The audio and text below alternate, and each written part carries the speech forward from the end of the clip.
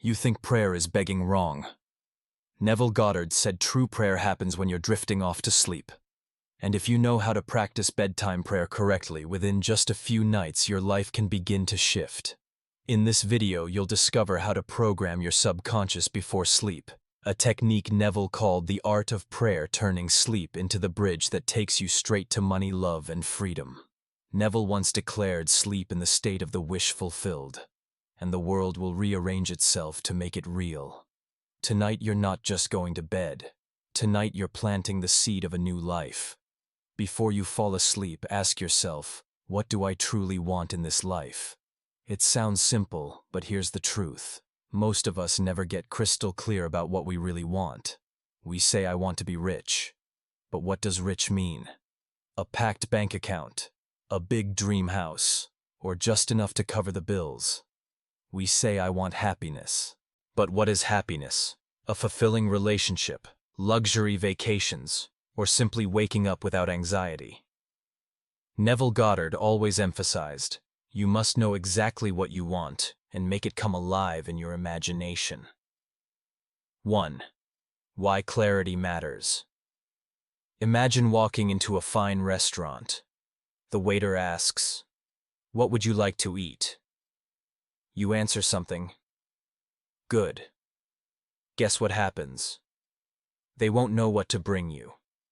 Life works the same way.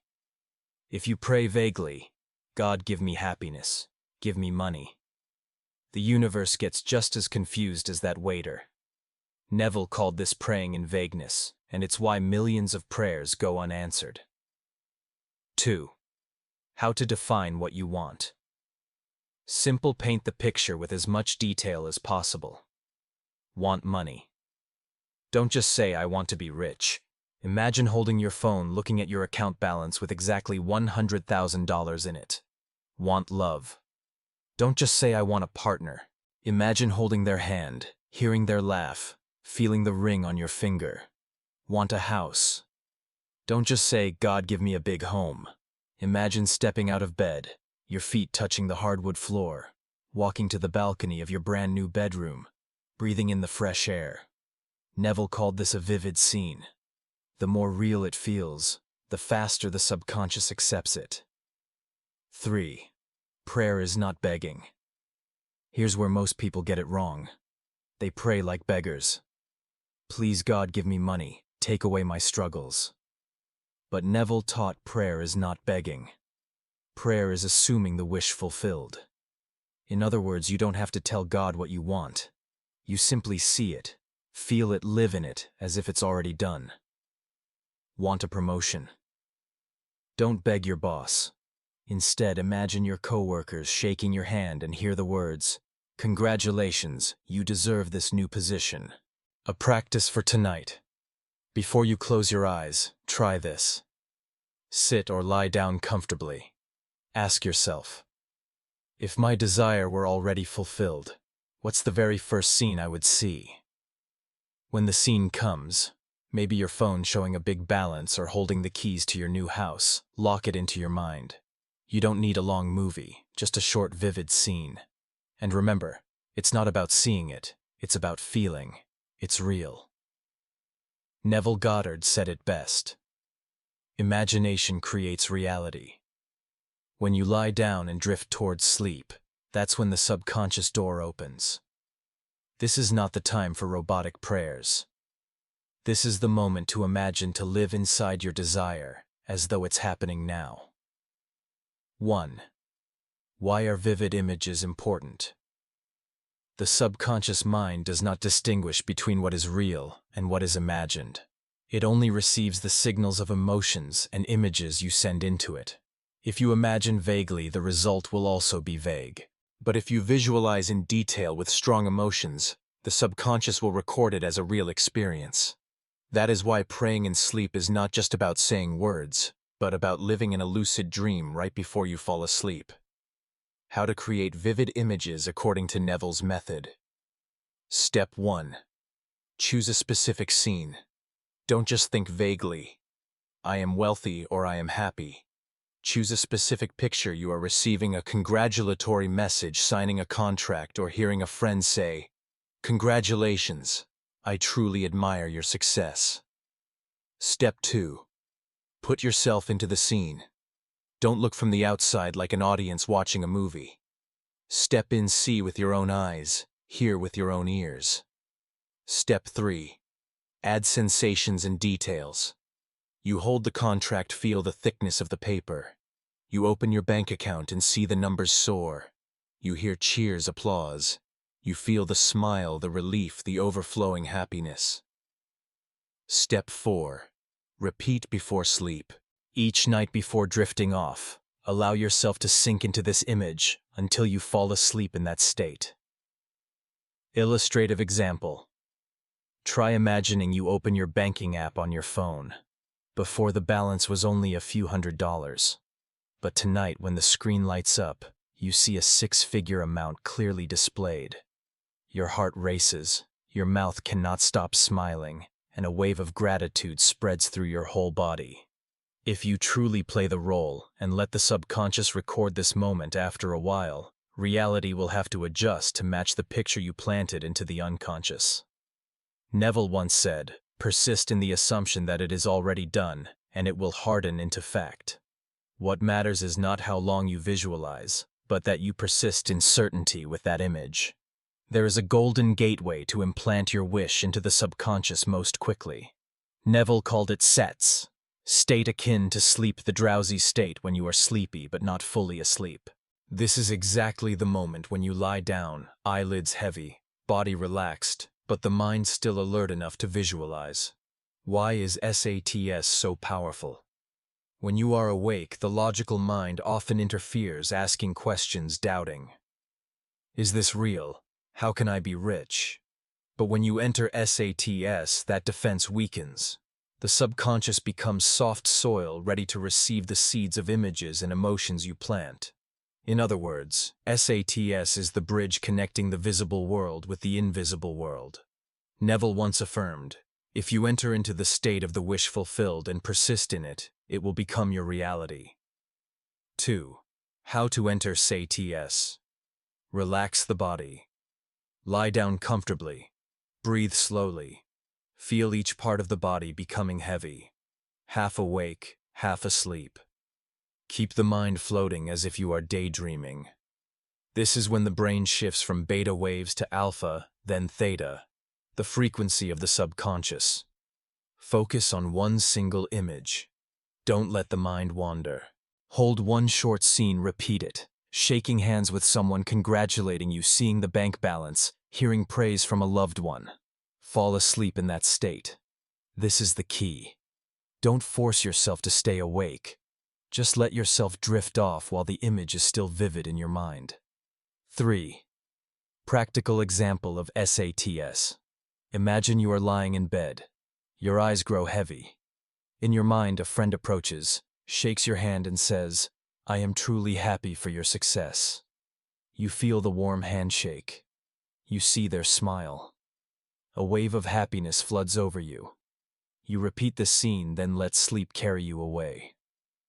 When you sleep in this state, the subconscious has no choice but to make that scene a reality.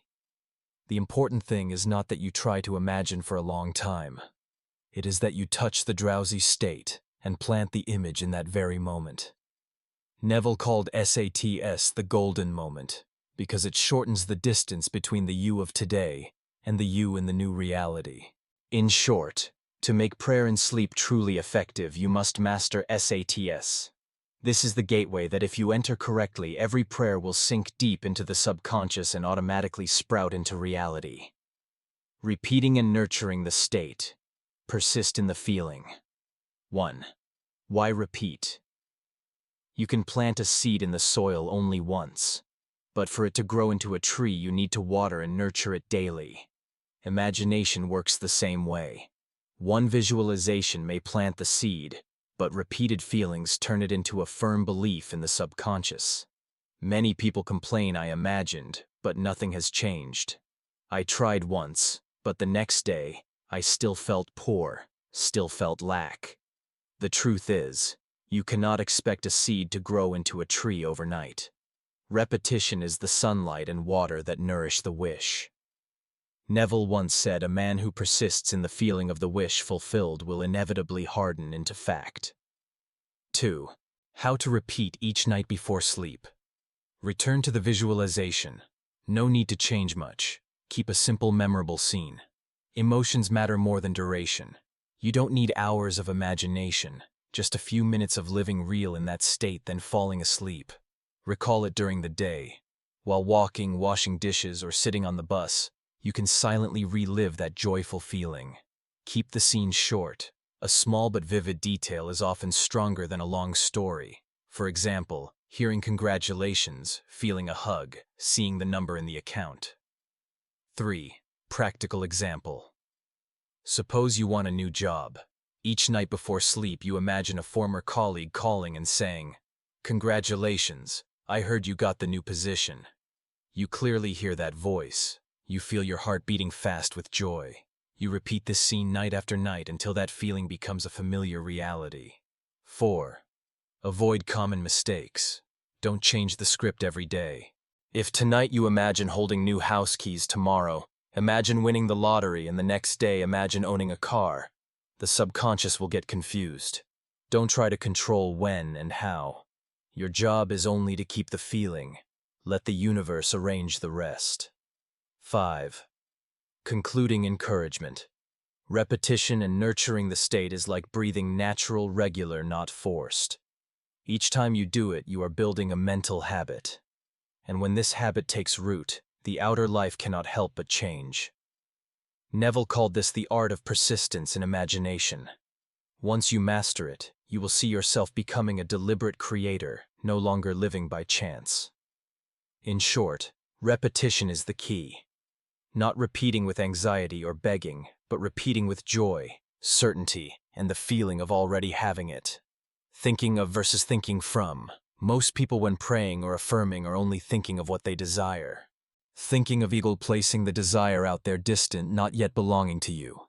Thinking from idle, stepping fully into the state of already having, already being, already living with it. Example. Thinking of, I want a beautiful house. You see the house as something you don't yet have. Thinking from, I am in this house. You step into the role of the owner. Feel the wooden floor under your feet. Smell the fresh paint. Hear the doors opening and closing. Neville said, "It is not enough to think of what you want. You must think from it." 2. The power of thinking. From when you think from, you send a clear signal to the subconscious. This is my reality. The subconscious does not distinguish between real or imagined. It only knows the state you live in. It will reflect that state outward. If you keep thinking of, you are constantly reinforcing the distance. You confirm, I don't have it yet. If you think from, you close the gap. You confirm, I already have it. 3. How to practice shifting from of to from. Step 1. Identify the desire. For example, a new job. Step 2. Create a simple scene. Not a scene dreaming about the job, but a scene living in that job. Example. Sitting in the new office, a colleague says, "We're so glad you've joined our team." Step 3. Feel it as real. Hear the voice, see the smile, feel the office chair. Step 4. Maintain that state as you fall asleep. SATS. 4. Illustrative example. Neville once told the story of how he wanted to go to Barbados but had no money. If he only thought of, he would have wished, "If only I could go to Barbados." But he thought from. Each night he imagined himself lying in his father's house in Barbados. Result: 1 month later, he received a letter of invitation from his family with the boat ticket already paid for. This shows shifting perspective from of to from will bring reality closer to you faster. Tonight before sleep, choose a specific desire. If you are thinking of it, e.g., wanting money, ask yourself, if I already had money in my account, what would I do right now? And imagine you are doing that thing right now, checking the balance, calling someone to share the good news, or simply smiling with relief. The small difference between the words thinking of and thinking from is the line between wishful dreaming and manifestation. When you change the standpoint in imagination, the outside world is forced to change to reflect that standpoint. A story as proof. Neville's personal experience. Let me tell you one of Neville's most famous experiences. A vivid proof of the power of imagination and prayer before sleep. 1. The initial situation. In 1933, Neville was living in New York. He longed to return to his family in Barbados, the island home where his parents and siblings lived. But there was a problem: he had no money. An ocean liner ticket across the Atlantic was far beyond the means of a young artist like him. In Neville's situation, most of us would think, I need to earn more money. I need a financial miracle. But Neville did not look for money. He did not think of the trip. He thought from the trip. 2. Practicing the technique.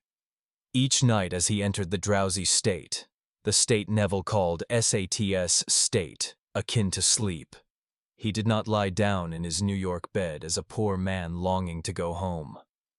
Instead, he imagined himself lying in his father's house in Barbados in the familiar room. He felt the different mattress, the different space, the different atmosphere. He held that feeling until he fell asleep. And night after night, he persisted for a whole month. 3. The unexpected result.